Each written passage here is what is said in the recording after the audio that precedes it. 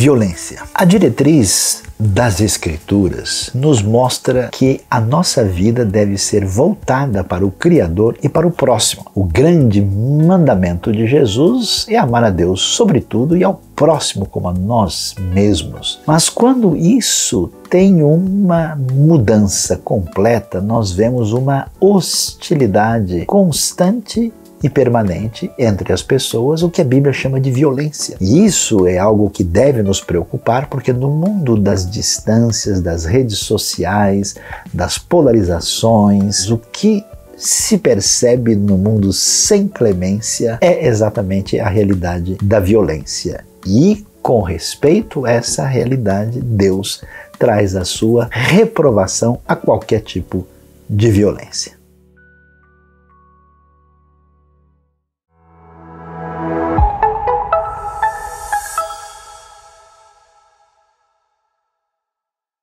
Olá, seja muito bem-vindo à nossa celebração online. Você é muito importante para nós, mas muito mais para Deus. Que bom que você se juntou a nós. Seja muito bem-vindo. Vamos juntos adorar ao nosso Deus?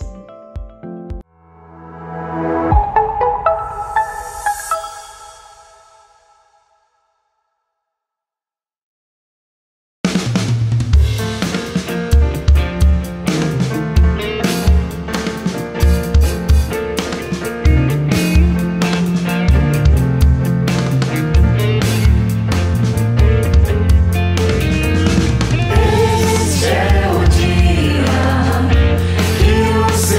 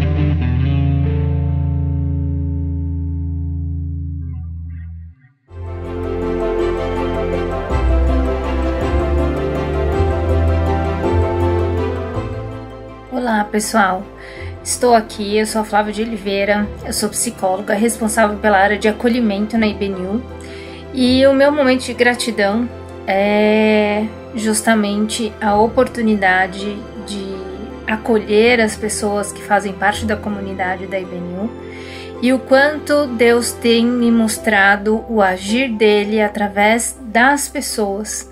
Então, sou muito grata pela confiança da liderança da IBNU no meu trabalho e também muito grata a Deus pela oportunidade de ver o agir dele no dia a dia das pessoas que eu acompanho. Um beijo a todos.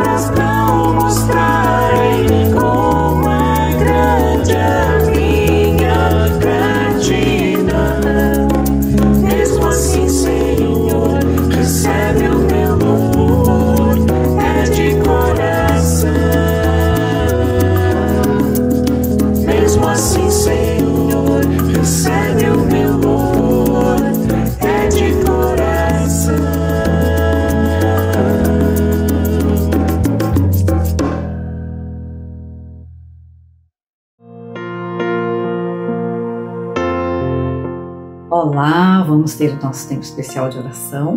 Te convido agora para você levar seu pensamento a Deus. Vai colocando tudo que está aí no seu coração. Vamos entregar tudo para esse Deus. Então, te convido para orar comigo. Deus Todo-Poderoso, invocamos o Teu nome, grande Deus. tão grande, nós nem entendemos tanta grandeza, tanto poder. Nos rendemos a essa grandeza, a esse poder, a sua majestade. Nos rendemos, porque o Senhor já provou o seu amor para conosco, enviando Jesus para morrer por nós. Nós entendemos que o seu amor por nós é amor de Pai, amor incondicional, apesar de nós. E por tudo isso, nós confiamos de entregar todos os nossos problemas, tristezas, ansiedades, feridas, mágoas, preocupações, tudo nas tuas mãos, seja enfermidade, seja aquela carreira que não deslancha, seja problema financeiro, aquele relacionamento que está conturbado, cônjuges, filhos, com pais, seja o que for, Deus. Aquela resposta que estamos esperando há tanto tempo. Quantos que estão aí orando comigo agora estão esperando no Senhor, esperando a tua mão se mover em nosso favor. Nos ajuda a esperar, Deus. Nós sabemos que é o teu tempo, nós queremos que seja tudo de acordo com a tua vontade. O Senhor sabe o que é melhor, no tempo certo, na hora certa, da maneira certa. Então a tua vontade prevaleça sobre o nosso querer, Deus. É isso que nós queremos, então nos ajuda a esperar. Fortalece a nossa fé, em nome de Jesus, Pai. Vai com cada um agora na tua onipresença. Recolhe cada pedido que cada um está colocando agora comigo, na tua onisciência. E faz, porque o Senhor é todo-poderoso, é só o Senhor que nós clamamos, pedimos, esperamos só do Senhor. Por favor, Deus, temos uma aliança de sangue que o Senhor fez conosco através da obra da cruz, através de Jesus, por isso nós podemos orar. Por isso nós podemos entrar na tua presença com confiança. Sabemos que o Senhor vai nos acudir. Em nome de Jesus, pedimos também que o Senhor venha nos fortalecer, falando conosco através do teu Espírito Santo. Aquilo que o Senhor tem para nós, aquilo que o Senhor quer que a gente faça. Queremos também te servir. Deus, venha com seus dons sobre nós. Também, Deus, queremos orar pela nossa querida IBNU, que tem sido tão importante na vida espiritual de tantas pessoas. Continua fazendo a tua obra, abençoando, fortalecendo, direcionando os nossos líderes, e tudo seja para a glória do teu nome. Vem interferir na nossa história, Deus. Vem interferir com as bênçãos que o Senhor tem para nós. Confiamos que o Senhor tem sempre o melhor. Pega a minha oração, Deus, limitada, fraca, enfim, pega essa minha oração, Deus, e faz o melhor. Para a glória do teu nome que nós queremos que seja a nossa vida e a nossa oração, em nome de Jesus. Amém. Amém. Vamos aguardar o melhor desse Deus. Vamos embora, povo de Deus, adorar a Jesus. Só Ele é digno de toda honra e toda glória. É o Alumiar, menino, com vocês. Simbora!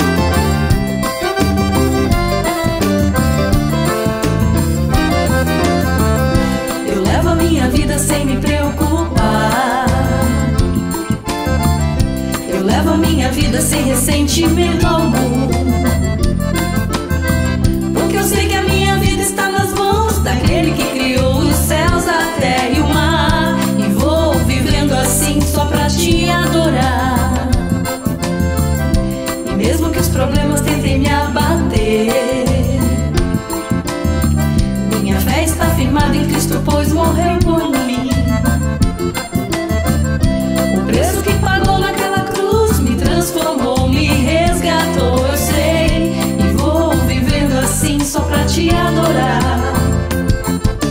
Vou vivendo pra adorar em todo o tempo sem me preocupar. Eu vou pra sempre adorar a Deus. Vou vivendo pra adorar em todo o tempo sem me preocupar. Eu vou pra sempre adorar a Deus.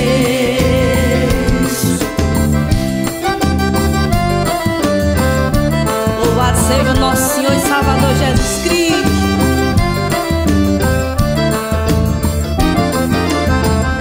Eu levo a minha vida sem me preocupar.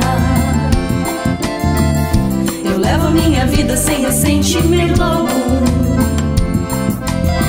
Porque eu sei que a minha vida está nas mãos daquele que criou os céus, a terra e o mar. E vou vivendo assim só pra te adorar.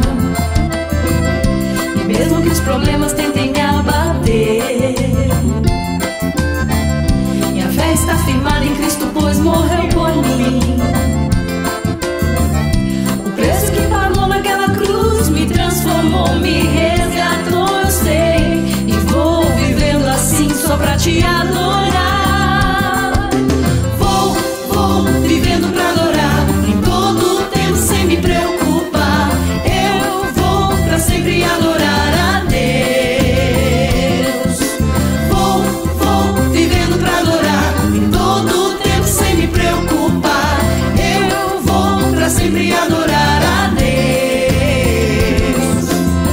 Quanto mais o tempo passa, mais eu quero te adorar. E quanto mais as horas passam, mais eu quero me aproximar de ti. Vou vivendo pra adorar, em todo o tempo sem me preocupar. Eu vou pra sempre adorar a Deus. Vou vivendo pra adorar, em todo o tempo sem me preocupar. Eu vou pra sempre adorar a Deus. Quanto mais o tempo passa, mais eu quero te adorar. E quanto mais as horas passam, mais eu quero me aproximar de ti. Vou vivendo pra adorar. Vamos embora, em todo menino. o tempo sem me preocupar. Eu vou pra sempre adorar a Deus. Vou vivendo pra adorar, em todo o tempo sem me preocupar. Eu vou pra sempre adorar a Deus. Vou vivendo pra adorar, em todo o tempo sem me preocupar. Eu vou pra sempre adorar a Deus. Vou vivendo pra adorar, em todo o tempo sem me preocupar. Eu vou pra sempre adorar a Deus.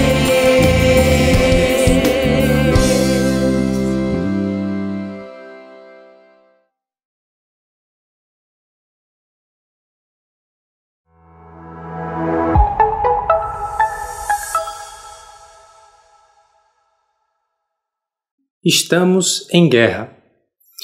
O livro dos Salmos é certamente o livro mais simbólico e representativo da espiritualidade cristã. É o livro que mais profundamente expressa a alma humana em relação com o Criador. O corpo humano que chora, exalta e louva diante daquele que o fez da forma que fez e desse Criador que se relaciona de maneira muito viva com a resposta do salmista, com a expectativa daquele que sofre, com aquele que agradece pelo livramento. Salmo e espiritualidade certamente são a combinação das mais importantes dentro de todos os livros da Bíblia e da maneira como tradicionalmente nós construímos como igreja a nossa espiritualidade. E interpretar os Salmos é também contar a história da igreja. Toda pessoa que tem interesse em saber como é que a história da igreja se desenvolveu ao longo do tempo, de uma forma ou de outra, vai contar a história da interpretação do saltério, a forma como esses cânticos foram orados e foram entoados ao longo do tempo. E quando a gente abre o livro de Salmos, a gente encontra o que a gente espera. O Salmo 1 fala sobre esse homem ou essa pessoa que tem o seu prazer na lei do Senhor e nela medita de dia e de noite. É isso que eu espero encontrar quando eu abro o livro dos Salmos. Mas tem muitas outras coisas que eu não espero encontrar e estão ali. Quando a gente vira a página, logo depois do Salmo 1, a gente encontra a referência a coisas que são estranhas aos nossos ouvidos, à nossa intuição a respeito do que deve estar presente nesse livro. Salmo de número 2. Pede-me e te darei as nações como herança, e os confins da terra como tua propriedade. Tu as quebrarás com vara de ferro, e as despedaçarás como a um vaso de barro. Salmo de número 3. Senhor, muitos são os meus adversários. Salmo 5. Conduz-me, Senhor, na tua justiça por causa dos meus inimigos. Aplaina o teu caminho diante de mim. Salmo de número 6. Os meus olhos se consomem de tristeza, fraquejam por causa de todos os meus adversários. No primeiro salmo, a gente encontra o que a gente espera, mas nos outros 4 dos 6 primeiros salmos está a presença dos inimigos, dos adversários. Não é isso que eu e você esperamos encontrar no livro que fala sobre oração, que fala sobre espiritualidade, que fala sobre adoração. E ainda assim, a presença dos inimigos e da hostilidade não é exceção. Os primeiros salmos falam sobre eles e o restante do saltério vai reservar grande parte e grande espaço para tratar da presença dos inimigos e dos adversários. E talvez, quando você pensa a respeito disso, você dê explicações sobre a diferença do tempo e da cultura. Aquela, certamente, era uma cultura mais dada às guerras, aos conflitos. Estamos falando de um período muito anterior à civilização moderna e existem inimigos e existem adversários nos Salmos porque todos enfrentavam esse tipo de situação. Certamente essa não é mais a condição no Novo Testamento e essa não é mais a condição no tempo em que a gente vive. Mas é isso mesmo? A gente teve no século XX o século que mais matou na história da humanidade. A Primeira e a Segunda Guerra Mundial tornou o século XX muito mais violento do que todo o período narrado no Antigo Testamento. Quando a gente lê sobre essa realidade de guerra e de hostilidade, a gente precisa entender primeiro que no Antigo Testamento isso não é figurativo. Davi, de fato, quando fala sobre flecha, é um instrumento de guerra. Quando ele fala sobre espada, é a espada feita de metal projetada para matar o inimigo. E essas pessoas estavam envolvidas nesse contexto. Isso não é simbólico, é uma realidade concreta. Mas quando a gente pensa no contraste também com o Novo Testamento, talvez você pense que guerra ali parece ser algo muito distinto. Talvez guerra fosse algo do Deus do Antigo Testamento, mas no período do Novo Testamento não era essa a intenção, não era essa a forma como Deus falava e agia no meio do seu povo. Mas na verdade a gente vê a necessidade de falar sobre guerra, falar sobre hostilidade e se preparar para lidar com o inimigo também no Novo Testamento. Paulo trata sobre isso. A guerra era presente na época de Davi, a guerra era presente na época de Paulo, a guerra é presente no nosso tempo. Quando Paulo vai falar sobre isso, a gente vê que há diferenças. Ainda que no Salmo o instrumento de guerra não fosse simbólico, mas fosse concreto, já em Paulo a gente encontra o uso metafórico, mas ainda assim Paulo fala da guerra que dá origem a todas as outras guerras. Paulo fala do conflito que dá origem a todos os outros conflitos. Por isso eu convido você a acompanhar a leitura de Efésios 6, dos versículos 10 ao 18. Diz assim: Finalmente, fortaleçam-se no Senhor e no seu forte poder. Vistam toda a armadura de Deus para poderem ficar firmes contra as ciladas do diabo. Pois a nossa luta não é contra seres humanos, mas contra os poderes e autoridades, contra os dominadores deste mundo de trevas, contra as forças espirituais do mal nas regiões celestiais. Por isso vistam toda a armadura de Deus, para que possam resistir no dia mau e permanecer inabaláveis, depois de terem feito tudo. Assim mantenham-se firmes, cingindo-se com o cinto da verdade, vestindo a couraça da justiça, e tendo os pés calçados com a prontidão do Evangelho da paz.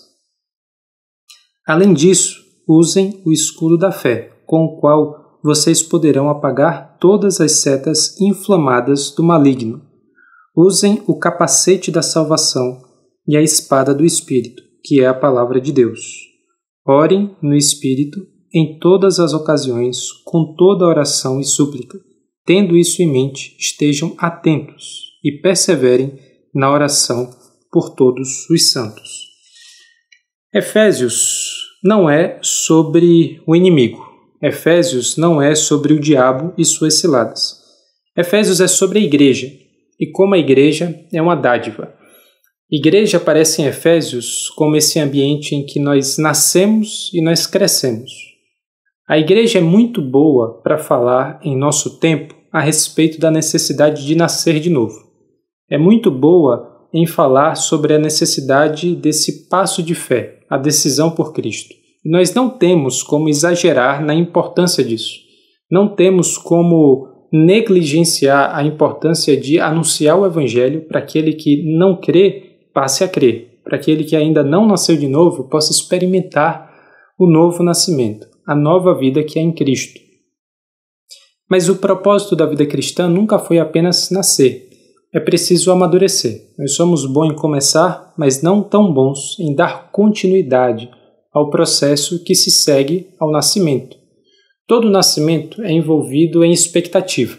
Todo nascimento é envolvido de certo êxtase. A criança que chega no seio familiar, a criança que nasce como esse símbolo de uma novidade de vida, traz muita alegria. Mas o entusiasmo do primeiro dia e das primeiras semanas passam. E o que é que fica? A necessidade de amadurecer. E a gente percebe que para Paulo, para o Novo Testamento, para a intenção de Deus revelada para toda criatura, é que nós não apenas tenhamos essa nova vida, mas tenhamos essa vida em plenitude. Aquilo que Efésios vai narrar no capítulo 4 da carta de Paulo é que o propósito de Deus em dar dons para a igreja é que nós cresçamos na fé, nós cresçamos no entendimento até alcançar a medida da plenitude de Cristo, até que nós sejamos maduros o suficientes a ponto de não sermos levados por qualquer vento de doutrina. Por isso, não apenas nascer, mas amadurecer é necessário.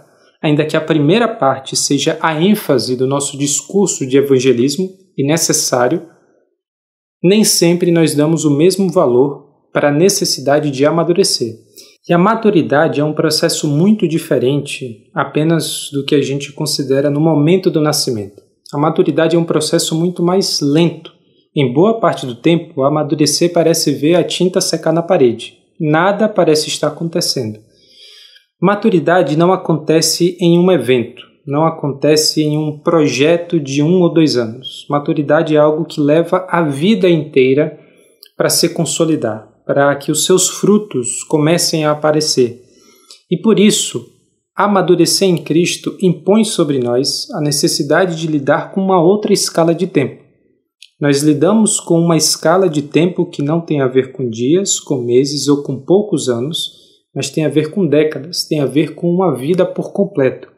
Amadurecer em Cristo exige de nós paciência.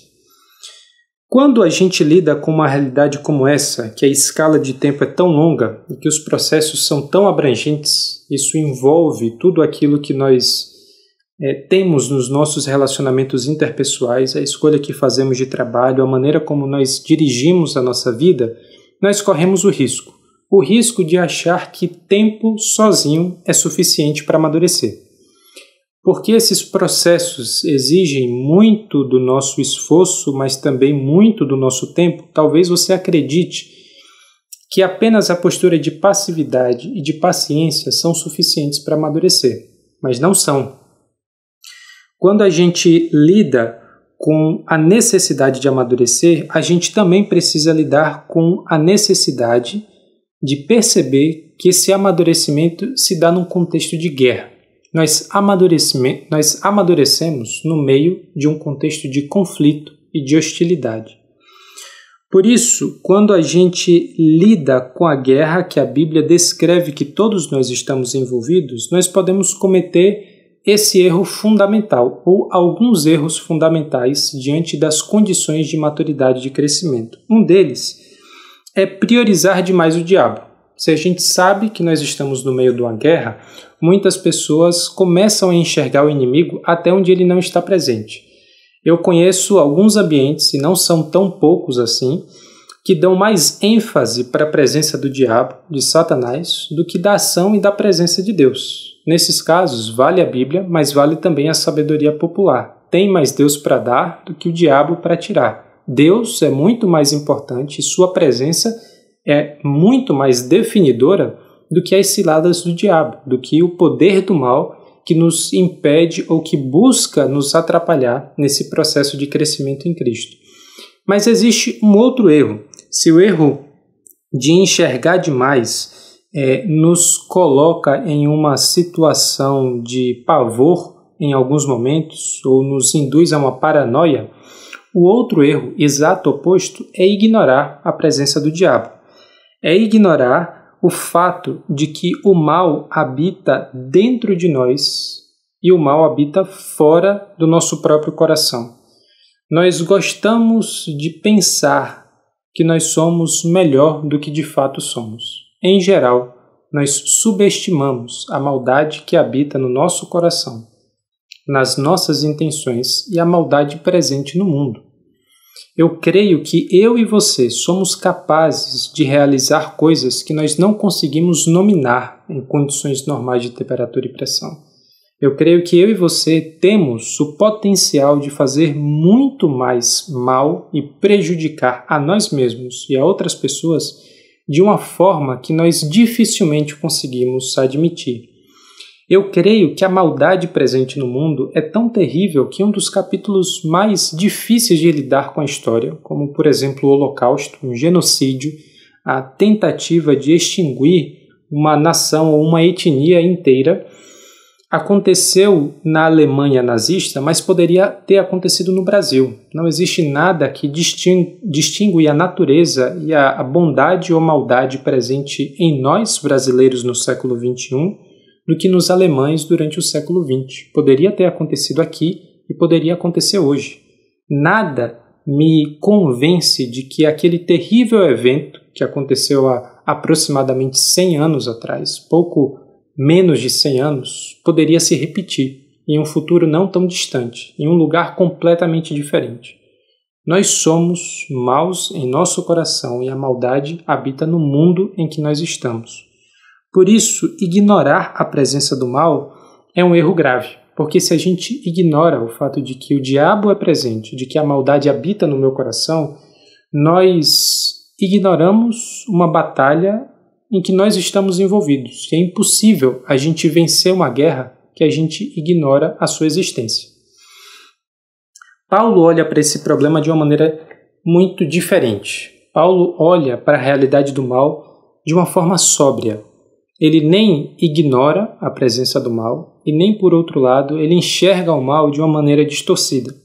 E ele fala de dois males, ou dois tipos de males diferentes. Existem os males visíveis. Esses males são mencionados. O roubo, a mentira, a imoralidade sexual, todas essas coisas são mencionadas por Paulo em Efésios e nas outras cartas. A respeito desses males, não existe dificuldade de identificar a presença do diabo, não existe dificuldade de identificar a presença do mal que habita em nosso próprio corpo.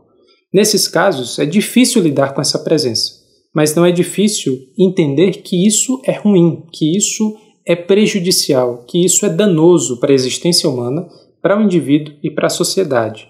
A dificuldade não está em identificar, mas lidar com ela. Mas existe muito mais do que o mal visível, existe muito mais do que esse mal fácil de perceber como mal. Existe o mal invisível. Veja a forma como Paulo se refere a esse tipo de realidade em Efésios 6. Poderes, autoridades, dominadores deste mundo de trevas, forças espirituais do mal. O que é que essas referências têm em comum? Elas não têm nome. Não existe face. Não existe identificação pessoal para esse tipo de mal. Ainda que a gente perceba que ele é presente, a gente não consegue apontar exatamente onde ele está. A gente percebe a presença desse mal, ou desse tipo de mal, nos seus efeitos, naquilo que ele causa de corrupção para a existência humana, na forma como ele corrói não só o indivíduo, mas também as instituições, como aquilo que começa com boas intenções acaba se tornando uma forma de oprimir outras pessoas. A igreja, que é uma dádiva de Deus, acaba se tornando espaço, em muitos momentos, para trazer uma espécie de prisão da consciência de algumas pessoas, de explorar os mais vulneráveis. As instituições de justiça que foram criadas para estabelecer equilíbrio nas relações humanas se torna um sistema que pesa mais sobre o mais fraco e que privilegia aqueles que são poderosos. As instituições que deveriam promover a relação de justiça e de verdade se torna um meio para que o mal realize aquilo que ele faz por sua natureza, matar, roubar e destruir. Então, existem males visíveis, mas existem males invisíveis. Existe essa presença que a gente não consegue pegar, apontar, mas que a gente não consegue negar. Ela está aqui e ela traz consequências muito profundas para as nossas relações. E quando Paulo fala sobre a maneira como esse tipo de mal se estabelece no nosso meio, ele usa a expressão ciladas do diabo. A palavra cilada no grego originalmente é methodeia, de onde vem a palavra método. O diabo tem método. Ele sabe como fazer aquilo que ele quer fazer. E isso nos traz um alerta muito importante, porque o nosso tempo, a nossa geração, é a geração do método. A internet está infestada de ofertas de vender meios para alcançar o fim que você quiser. Existe método para alcançar o objetivo que você desejar. E nessa condição em que nós estamos, se o método é eficaz, ele é acatado. Se o método entrega o que ele promete, ele é muito bem recebido. E nós o recebemos dispostos a pagar muito dinheiro por isso. E não nos ocorre que mesmo que o método seja eficiente e mesmo que o fim seja bom, isso em tese não é suficiente. Se nós temos uma boa finalidade, muitas vezes não nos importa que o método use de manipulação, porque o fim é bom. Se a gente quer algo que genuinamente acreditamos que vai fazer bem ao outro, nos parece razoável e aceitável manipular. Nos parece razoável e aceitável fazer com que a opinião do outro seja conduzida por caminhos tortuosos, porque o fim é aceitável e o fim é bom. Isso é cilada do diabo, não é o caminho de Jesus. Compare a diferença entre a forma como o diabo apresenta o seu método, as suas ciladas, e como Jesus apresenta o seu caminho. O diabo propõe para Jesus, na tentação do deserto, algo que em tese não é ruim, transformar pedras em pães. Ele usa a palavra de Deus. O método parece ser eficaz, o fim parece ser bom, mas a incongruência entre aquilo que se propõe e a maneira como se propõe. Aquele não era o momento e a forma de transformar pedras em pães. Não era a maneira como Deus havia estabelecido a relação de dependência. Tanto é que a resposta de Jesus para o diabo é: não só de pão viverá o homem, mas de toda palavra que procede da boca de Deus. Existia uma finalidade aparentemente boa, mas existia a manipulação do diabo no tempo e na forma como essa boa finalidade deveria ser alcançada. Jesus, por outro lado, quando fala sobre a maneira como ele faz e a maneira como ele alcança o objetivo da sua missão, ele se apresenta como aquele que é o caminho, a verdade e a vida. Não existe diferença entre o método, o caminho, e o objetivo, a vida, a verdade. Tudo isso está reunido na mesma pessoa. Eu sou o caminho, a verdade e a vida. Completa continuidade, completa coerência entre a forma como se faz e aquilo que se faz. Jesus não faz marketing digital. Jesus não propõe campanhas de publicidade. Ele não precisa manipular a opinião dos seus ouvintes. Ele não precisa conduzir por caminhos tortuosos aqueles que veem e escutam o que ele ensinou e o que ele realizou. Não existe diferença entre a pessoa e a forma como a pessoa cumpre o seu objetivo. Congruência, coerência. Mas no nosso meio e na nossa experiência, não é assim como as coisas se realizam. Na nossa cultura, por um discurso que parece ser bom, se justifica todo tipo de atrocidade. Pelo discurso da justiça social, muitas pessoas acreditaram que era justificável matar milhares de pessoas, promover uma revolução armada, promover um tipo de revolta violenta a fim de que do outro lado desse processo doloroso, massacrante e opressor, a gente alcançasse igualdade. Existe método, existe finalidade. Mas, ainda que a finalidade pareça ser semelhante à do Evangelho, o método é do diabo, cilada do diabo. Em nome da prosperidade da nação, e certamente Deus não criou todas as coisas e todas as pessoas para experimentarem apenas sofrimento e dor, mas em nome da prosperidade nós justificamos a exploração do mais pobre e de todos os recursos naturais que estão ao nosso redor. A finalidade parece ser boa, prosperidade da nação, a plenitude da vida que Deus nos dá, mas o método é do diabo, a cilada é de Satanás. Coerência e congruência, a forma como nós fazemos é tão importante como aquilo que nós fazemos. E como é que a gente reage a isso? Como é que a gente reage a esse mal que parece ser tão visível em alguns momentos, mas tão sorrateiro em outros momentos? Parece ser tão fácil de identificar em algumas de suas ciladas, mas parece ser tão difícil de combater em outros momentos. Paulo fala sobre a reação, e é isso que a gente leu em Efésios 6. Nós temos algumas respostas possíveis e a gente já mencionou parte desse comportamento. Um é a paranoia. A gente entra em pânico diante dessa presença quase intransponível, essa barreira quase insuperável do mal que se apresenta em todos os lugares. Paranoia, enxergar o diabo em todos os lugares. Existe o moralismo, achar que a resolução de fazer sempre o que nós acreditamos ser certo, pelo meu esforço moral, nós vamos derrotar as autoridades e os poderes do mal. Nós não vamos. Não é pela minha energia e pela minha disposição em fazer o bem, não é pela sua capacidade, pelo seu compromisso de fazer o que é certo, que nós vamos derrotar esse mal que está profundamente arraigado nos membros do nosso corpo. Essa é a imagem que Paulo usa em Romanos 7, inclusive para demonstrar a maneira tão profunda como o mal lançou suas raízes dentro do coração humano. O moralismo não é resposta para o tipo de problema e para o tipo de guerra em que nós estamos envolvidos.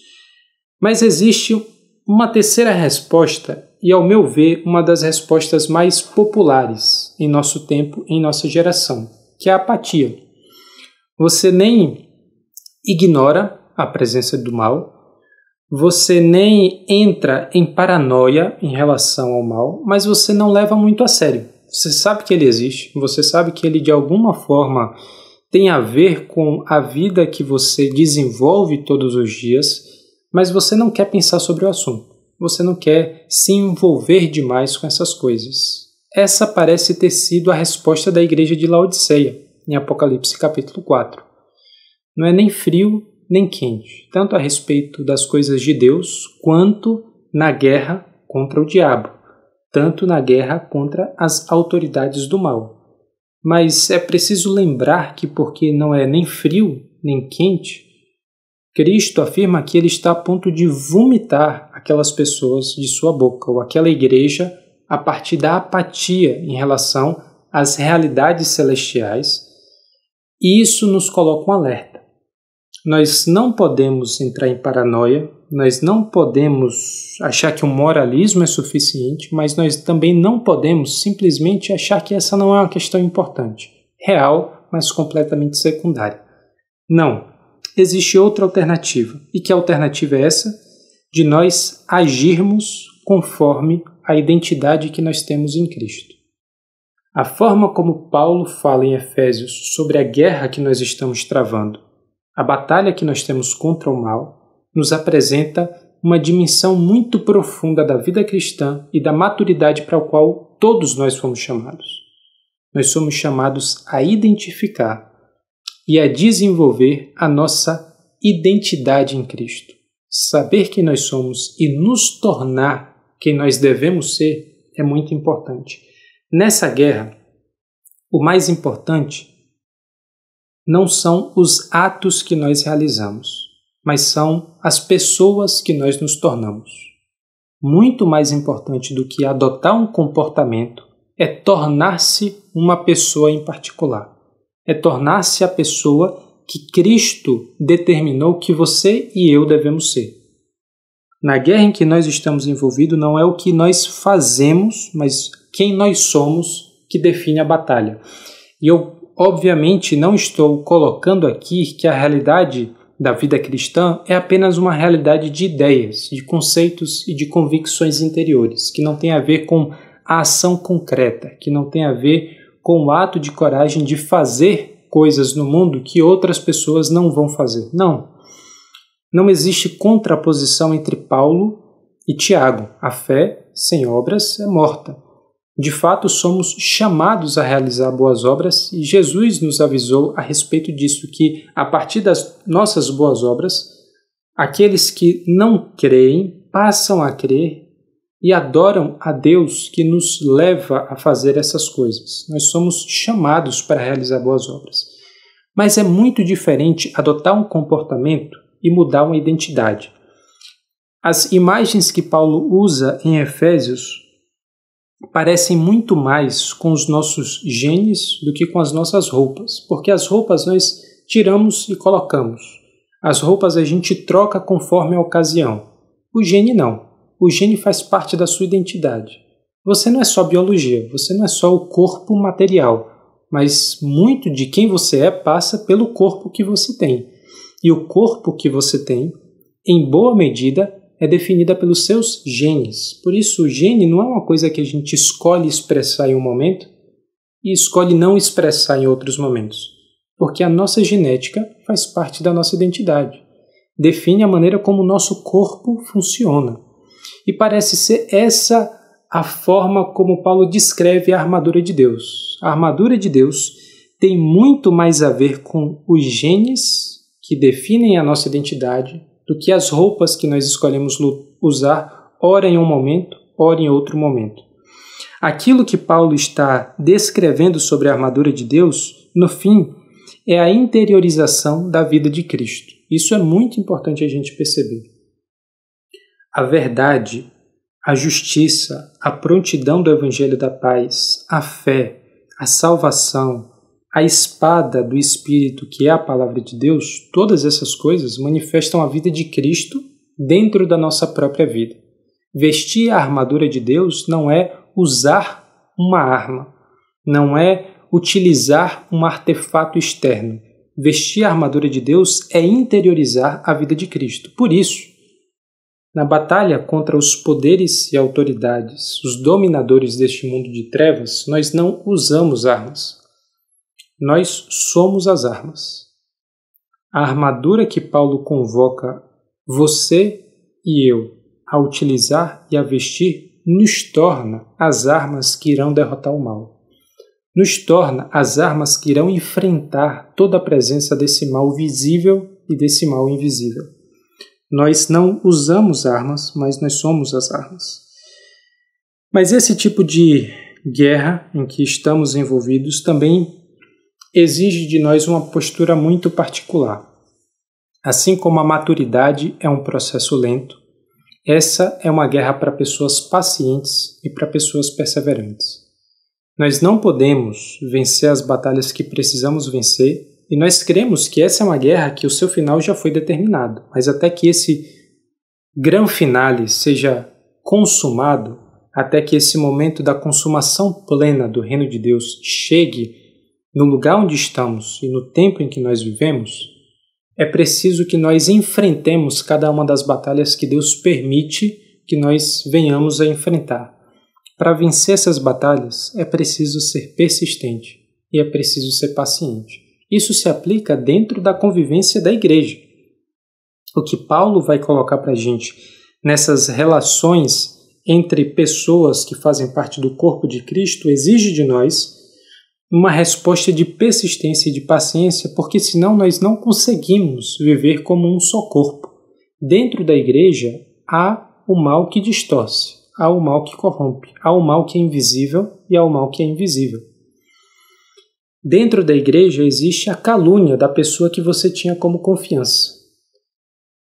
Dentro da igreja existe a falta de perdão daquele a quem você ofendeu, o que ofendeu a você, e que não consegue superar essa barreira de separação.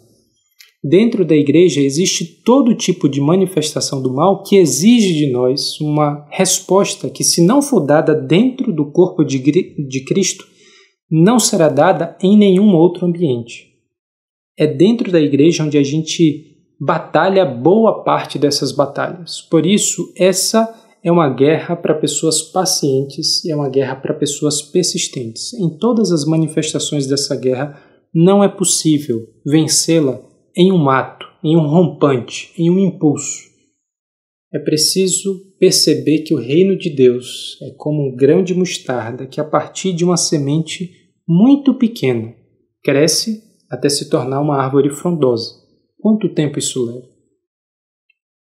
Por quanto tempo Deus precisa fazer com que a fertilidade da terra torne aquela semente em um pequeno broto, em uma planta, até que aos poucos isso vá se tornando numa árvore até o ponto de maturidade em que o grão de mostarda se torna uma árvore frondosa capaz de abrigar muitos pássaros, muitos animais.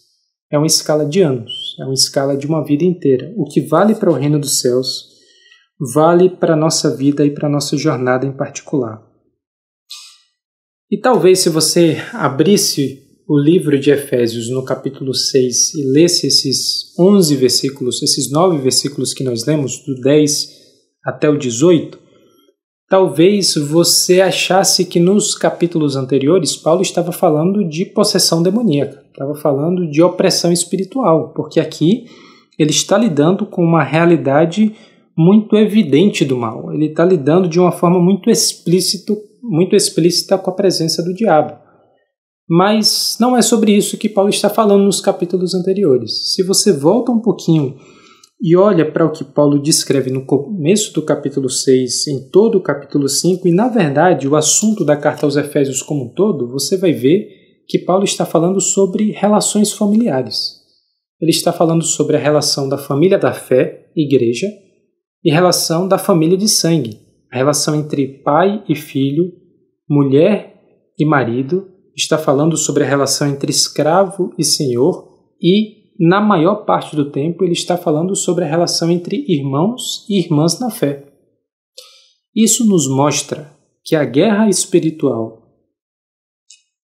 que Paulo faz menção em Efésios 6 é um tipo de guerra cuja vitória é definida dentro das nossas relações familiares. Dentro das relações que parecem ser as mais comuns, as mais normais possíveis.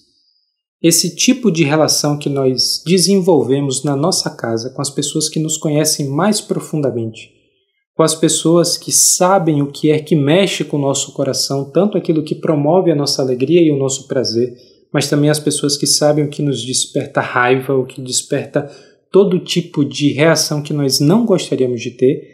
Nós sabemos que são essas as relações mais desafiadoras.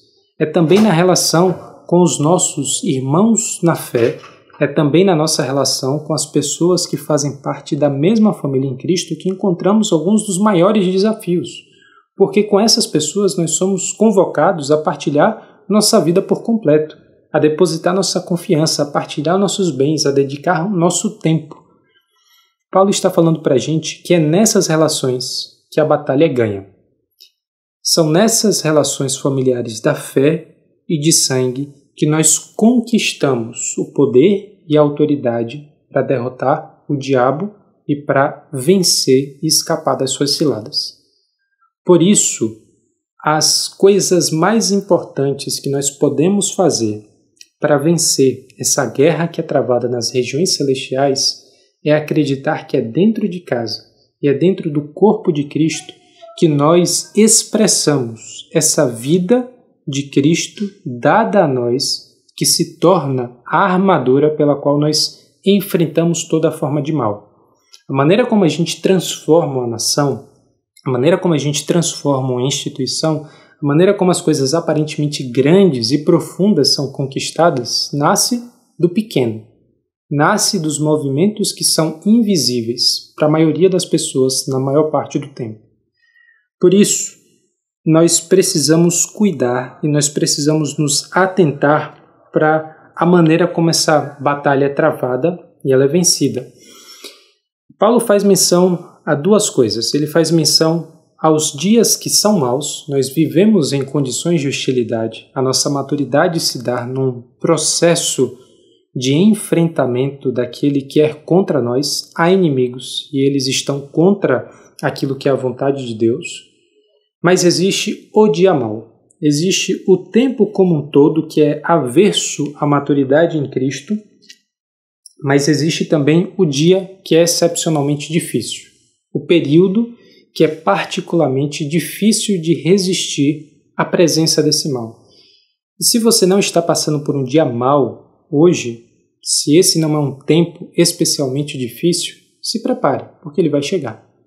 Essa é uma garantia que nós temos em sermos seguidores de Jesus. A expressão e a ação do inimigo certamente vai trazer a sua relação com Deus a um momento crítico, a momentos de uma provação muito particular, muito peculiar. Aquilo que nós somos chamados a fazer é conquistar a nossa resposta e a nossa vitória para esse dia mau em todos os outros dias de normalidade. A resposta que você vai dar a essa crise muito difícil vai ser dada no momento em que a dificuldade chegar. Mas a maneira como você vai ter condições de responder a esse dia mau tem a ver com tudo aquilo que você faz nos dias que não são excepcionalmente difíceis. Todos os dias que parecem ser apenas mais um dia de normalidade. Todo o contexto que não parece ser extraordinário, a convivência dentro de casa, a convivência dentro da nossa família, todos esses dias que não parecem ser excepcionais, são essas as condições em que nós nos preparamos mais adequadamente para a guerra que nos traz ao dia mau, para a guerra que nos traz para a cilada do diabo que ameaça a nossa fé, que ameaça o nosso coração. Por isso, não se esqueça dessa realidade. Nós estamos em guerra e nós temos condições de vencer cada uma das batalhas dessa guerra. Como é que nós fazemos isso? Nos tornando a pessoa que Cristo nos separou para ser e que Cristo produz em nós por meio da armadura de Deus. Cingir-se com o cinto da justiça, com a couraça da justiça, com o cinto da verdade, usar o capacete da salvação, a espada do Espírito, o evangelho da paz com a prontidão de anunciar a palavra de Deus, usando a espada do Espírito com toda a forma de sabedoria. É interiorizar a vida de Cristo em nós, em todos os ambientes e nas condições mais profundas e íntimas que nós experimentamos. Por isso nós convocamos você a estar atentos para essa realidade e para enfrentar essa batalha com as armas que Deus coloca em nossa mão, ou mais propriamente, com as armas que nós nos tornamos a partir da pessoa de Jesus.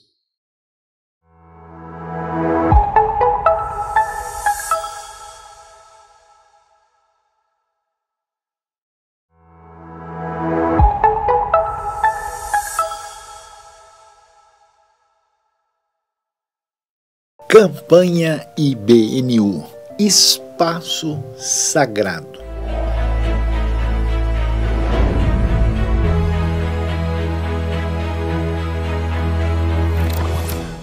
Mas o que é o sagrado, o que é o espaço? O nosso espaço IBNU quer se tornar um espaço caprichado e ampliado para abençoar o que é mais sagrado, que são as pessoas que Deus ama. E por isso nós estamos numa campanha com o objetivo de termos um total de R$500 mil para ampliar e para tornar o nosso espaço um lugar de bênção para as pessoas que nos visitam, os projetos que nós acolhemos, os nossos filhos, as crianças, os adolescentes, os jovens, para que toda aquela área que nós usamos toda semana para ampliar o reino de Deus se torne um canal de bênção maior. Então, participe conosco, envie a sua oferta, a sua contribuição, o seu investimento no reino de Deus nesse espaço sagrado, espaço ampliado e caprichado para aquilo que é mais sagrado. O final do ano se aproxima e nós temos muitas bênçãos dadas por Deus pelas quais devemos agradecer. E nós queremos agradecer de coração a todos os membros, parceiros da IBNU que têm sido canal de bênção, não só através da prática dos seus dons, também da sua oração e da sua sintonia em comunhão, mas também através da oferta prática com recursos que nos abençoam e nos fazem servir a tantos projetos e ministérios na IBNU. Então nós queremos convocar você nesse final do ano, mandar a sua oferta especial dos diversos projetos que nós temos, muitas atividades na cidade de São Paulo, em vários lugares do Brasil, em vários lugares do mundo. Tantos projetos que são de perfil missionário, de ensino da palavra de Deus, humanitários, servindo de bênção para tantas pessoas. Seja você também parceiro da IBNU através das suas doações, ofertas, dízimos, contribuições e investimentos no reino de Deus. Muito obrigado. Deus abençoe a sua vida e todos os projetos nos quais a IBNU está envolvida.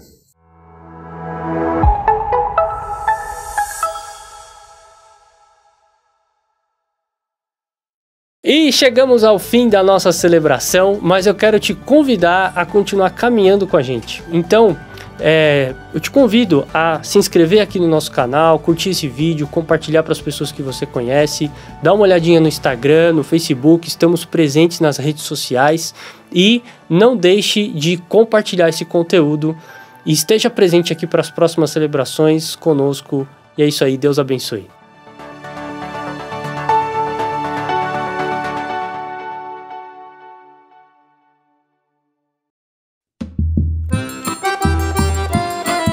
Vamos embora, povo de Deus, adorar a Jesus.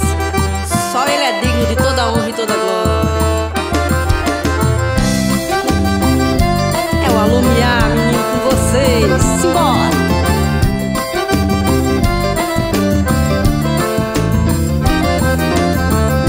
Eu levo a minha vida sem me preocupar. Eu levo a minha vida sem ressentimento algum. Eu sei que a minha vida está nas mãos daquele que criou os céus, a terra e o mar. E vou vivendo assim só pra te adorar. E mesmo que os problemas tentem me abater, minha fé está firmada em Cristo, pois morreu por mim. O preço que pagou naquela cruz me transformou, me resgatou, eu sei. Assim só pra te adorar. Vou vivendo pra adorar em todo o tempo sem me preocupar. Eu vou pra sempre adorar a Deus. Vou vivendo pra adorar em todo o tempo sem me preocupar. Eu vou pra sempre adorar a Deus.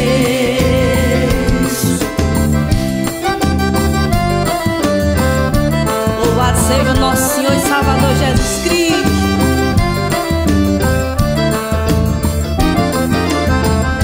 Eu levo a minha vida sem me preocupar.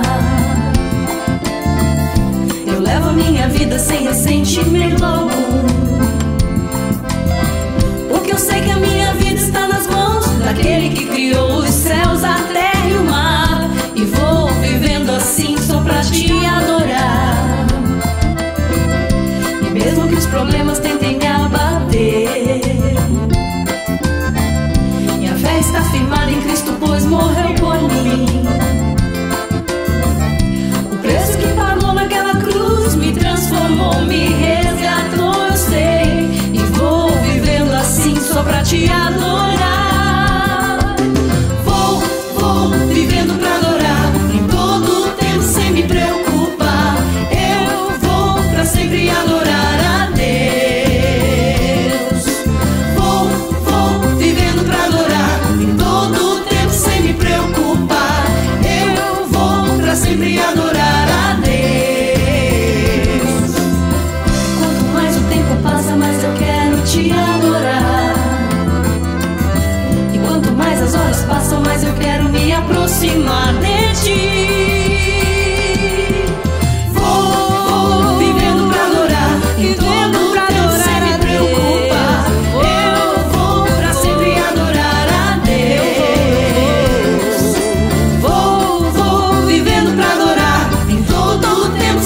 preocupar. Eu vou pra sempre adorar a Deus. Quanto mais o tempo passa, mais eu quero te adorar. E quanto mais as horas passam, mais eu quero me aproximar.